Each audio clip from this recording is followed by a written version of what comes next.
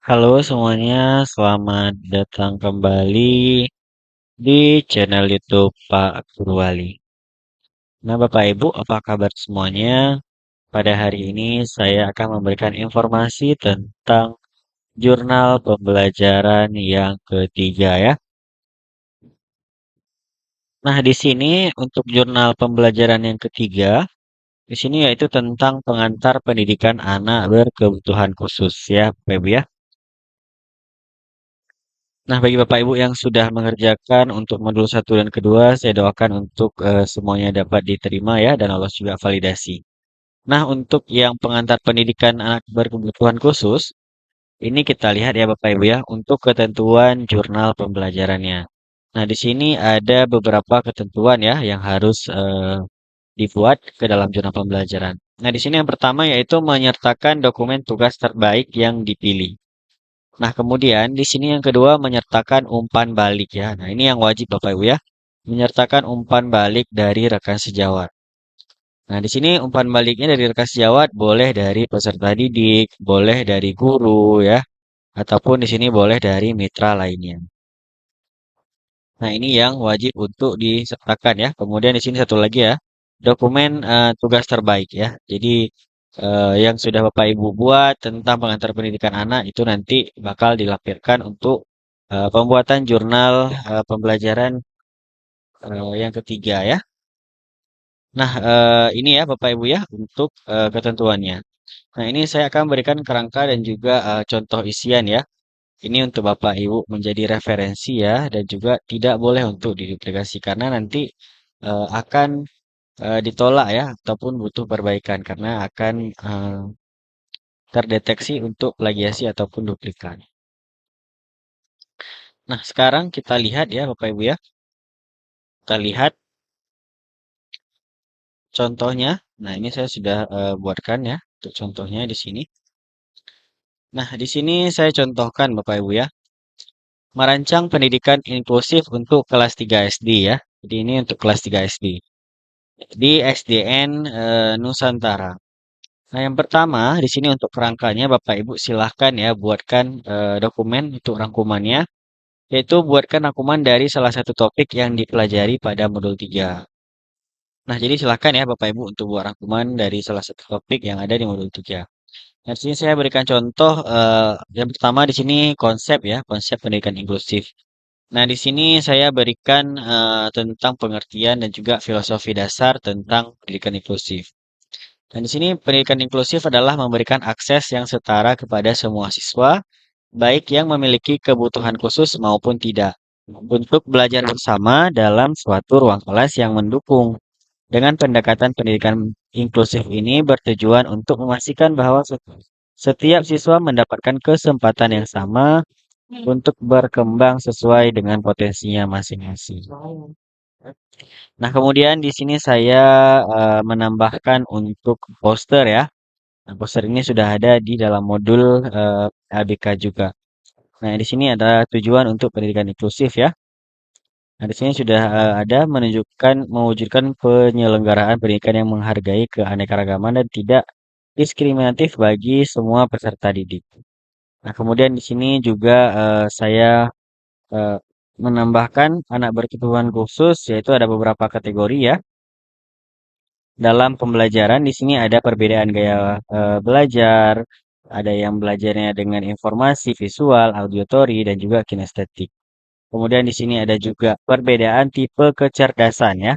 Di sini seperti ada linguistik, logis matematis, musikal, kinestetik, interpersonal, dan juga lainnya. Dan juga di sini ada yang berkebutuhan khusus oleh disabilitas fisik. Karena disabilitas fisik atau mental ya, seperti ADHD, disabilitas visual, autisme, gangguan belajar lainnya. Kemudian di sini ada juga perbedaan budaya. Di sini dengan latar belakang budaya yang berbeda, Bapak Ibu ya. Kemudian latar belakang sosial, ekonomi, bahasa yang mempengaruhi pengalaman cara mereka berinteraksi dalam pembelajaran. Nah, biasanya ini yang pernah pengalaman saya temui itu di daerah pedalaman ya, Bapak Ibu ya. Jadi ada beberapa sekolah yang memang mereka tidak menggunakan bahasa Indonesia ataupun mereka menggunakannya bahasa daerah masing-masing. Dan juga ada yang memang sama sekali tidak bisa berbahasa Indonesia karena mereka sehari-harinya menggunakan bahasa daerah. Jadi agak susah memang pada saat nanti berinteraksi di sekolah yang menggunakan bahasa Indonesia ya sebagai bahasa nasional di Indonesia. Nah, kemudian di sini nomor 5 yaitu perbedaan pengalaman pribadi. Nah, ini termasuk trauma ya ataupun kondisi kesehatan. Sebab ini juga mempengaruhi cara siswa berpartisipasi. Nah, ini misal trauma sesuatu yang pernah terjadi pada diri siswa tersebut sehingga siswa tersebut mungkin tampak murung, kemudian tampak cemas, tampak ketakutan dan juga lainnya.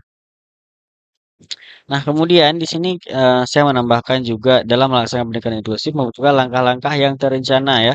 Langkah-langkahnya jadi yang pertama di sini melakukan identifikasi dan asesmen, kemudian merancang pembelajaran yang sesuai dengan profil peserta didik ya. Jadi sesuai dengan kebutuhan peserta didik.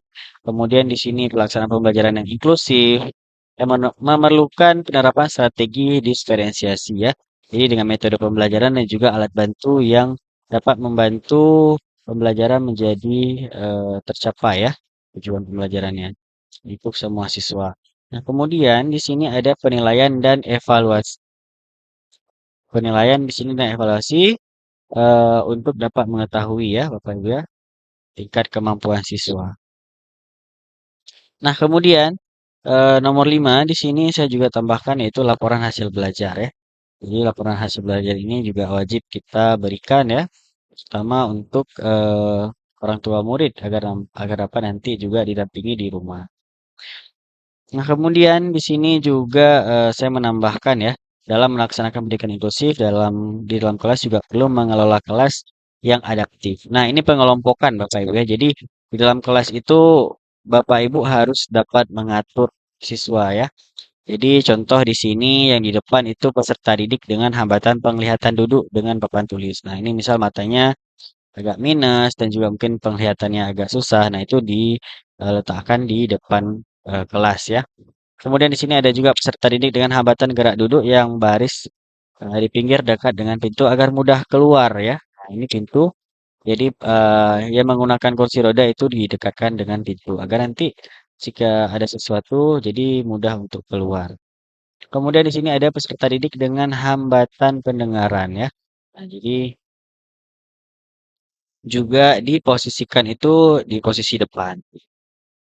Nah, kemudian kita lihat lagi di sini untuk mendukung keberhasilan pelaksanaan pendidikan inklusif memerlukan dukungan dari semua pihak ya ataupun warga sekolah, mulai dari kepala sekolah, guru, siswa, orang tua, masyarakat dan juga pemerintah ya, gitu ya. Nah, kemudian kita masuk ke dalam refleksi. Nah, ini yang kedua Bapak Ibu ya.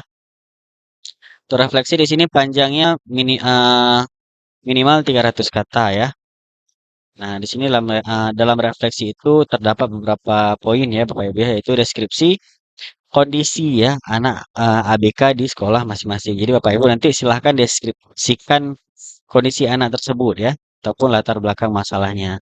Kemudian jelaskan hal-hal yang menantang yang dihadapi dalam menangani anak ABK ya.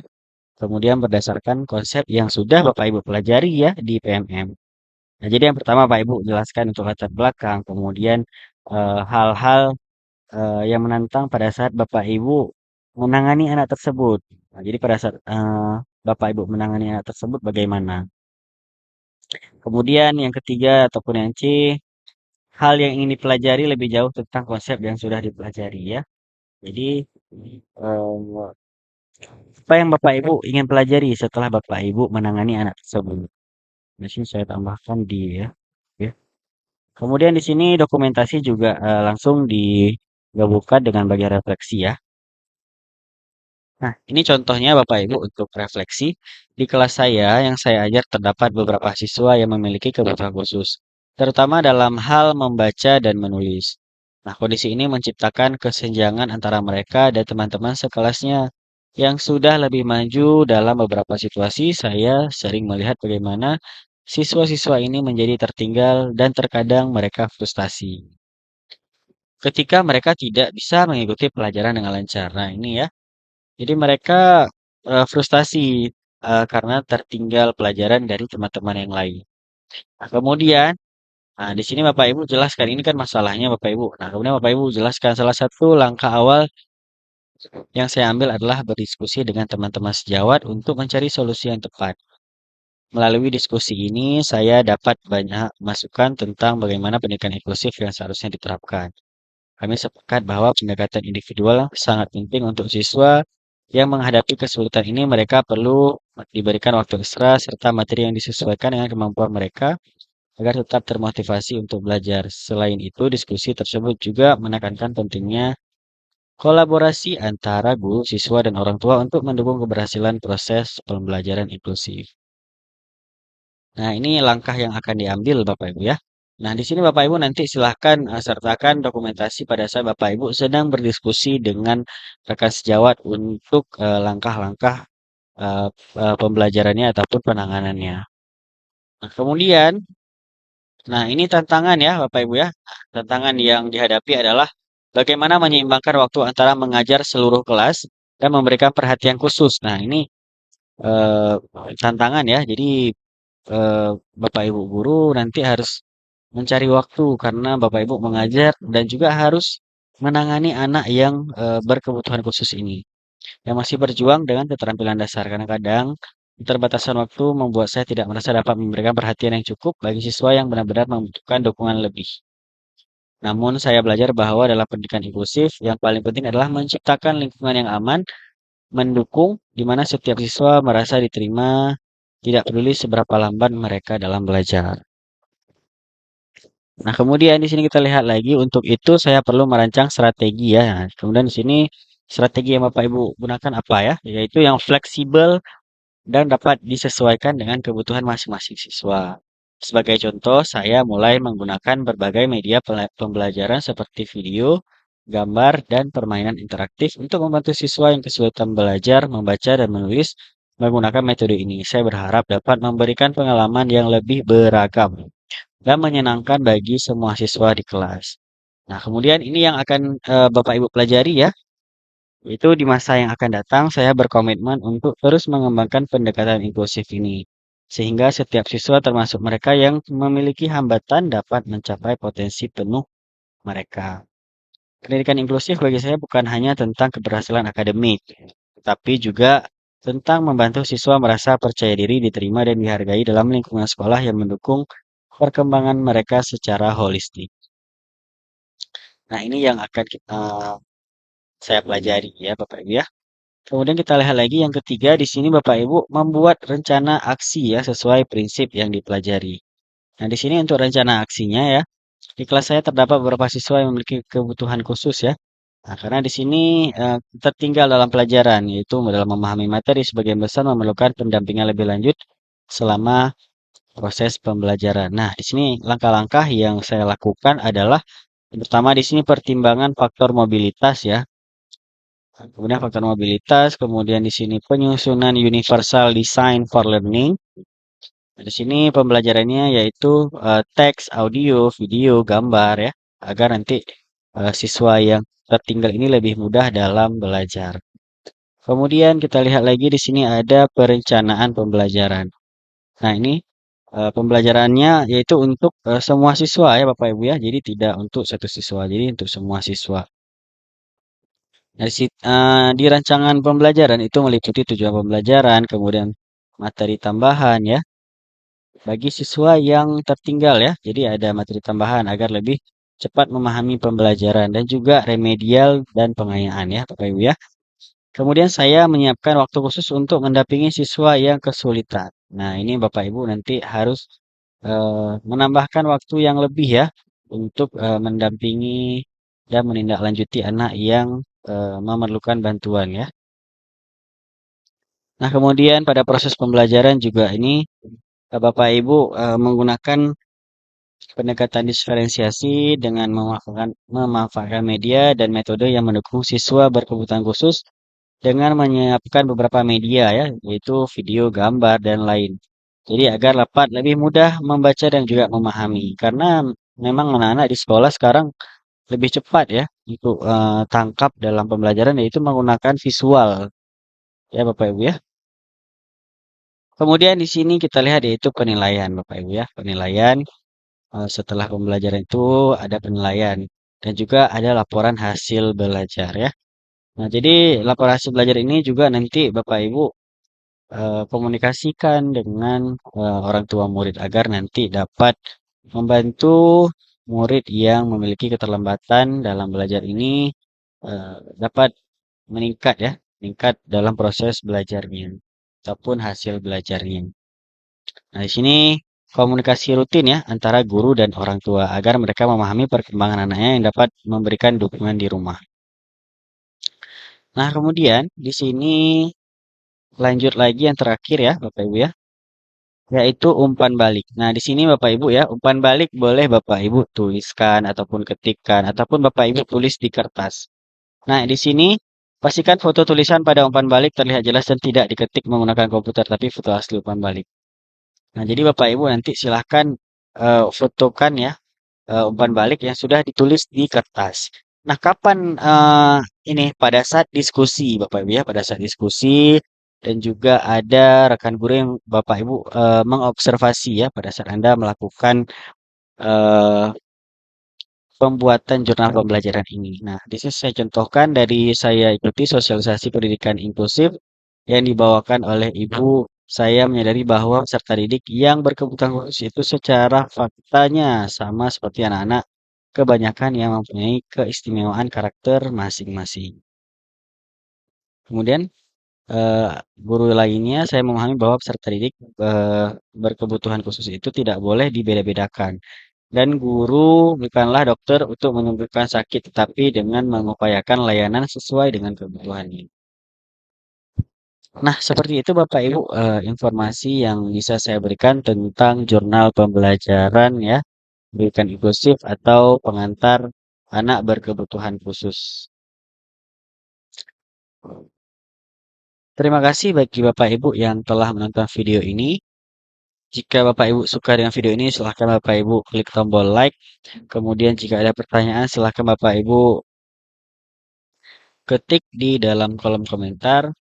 Dan juga Bapak Ibu silahkan klik tombol share ya untuk rekan guru yang membutuhkan. Dan juga jangan lupa untuk Bapak Ibu klik tombol subscribe agar membantu channel YouTube Pak Guru Wali terus berkembang serta Bapak Ibu akan mendapatkan informasi terbaru dari channel YouTube Pak Guru Wali.